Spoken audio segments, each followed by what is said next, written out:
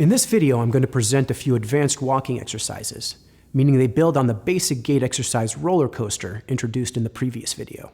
These exercises emphasize two variables that are critical to the full development of the rotational axis of your feet: slope and slant.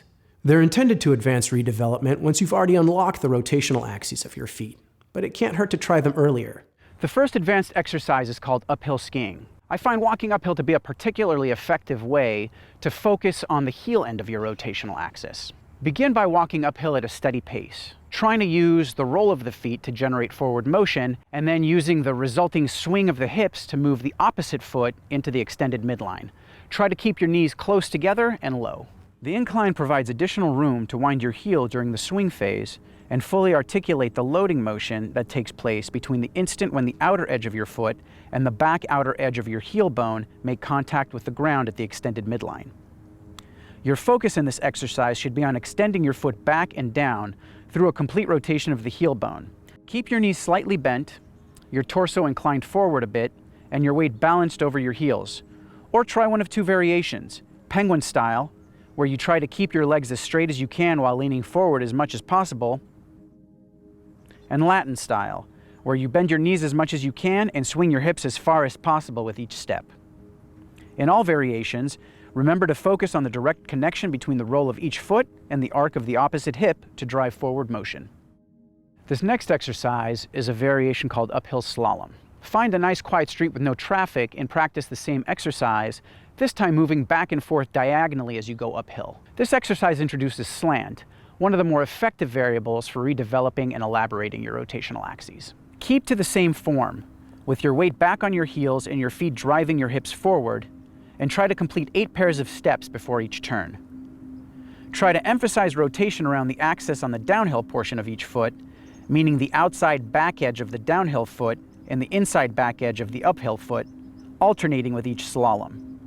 You can vary the angle of attack as you cross back and forth to change the angles of slant and slope, but focus on keeping your outer heel bone and inner big toe in line with the extended midline of the body with each step.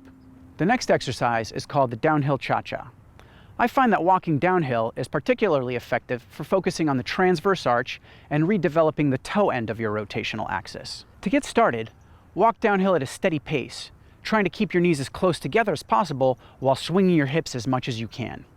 If done correctly, each swing of the hip should bring the opposite foot forward to the extended midline, directly in front of the other foot. To the untrained eye, you'll appear to be doing some ill-conceived version of the cha-cha. The slope provides room for extra degrees of downward twist on the outer forefoot during the swing phase of your gait.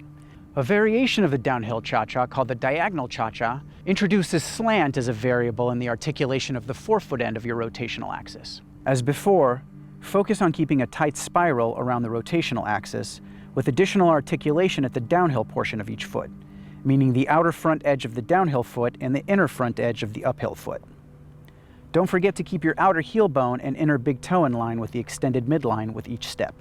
In addition to sticking to the recommended positioning, placement, and motion of the foot with each step, it's a good idea to cycle through several pairs of shoes with a different feel to them. I prefer minimalist running shoes in general, but occasionally bring out running shoes with heels or even hiking shoes or flip-flops, and find that the variation keeps me from plateauing. If you do it for long enough, your feet will learn to tackle any terrain with maximum efficiency and minimal distortion of the perfect form. You may look like a Latin dancer in training, but dignity is a small price to pay for the perfect feet. Be sure to leave a comment or send a message if you want more detailed information about the program or any of these exercises.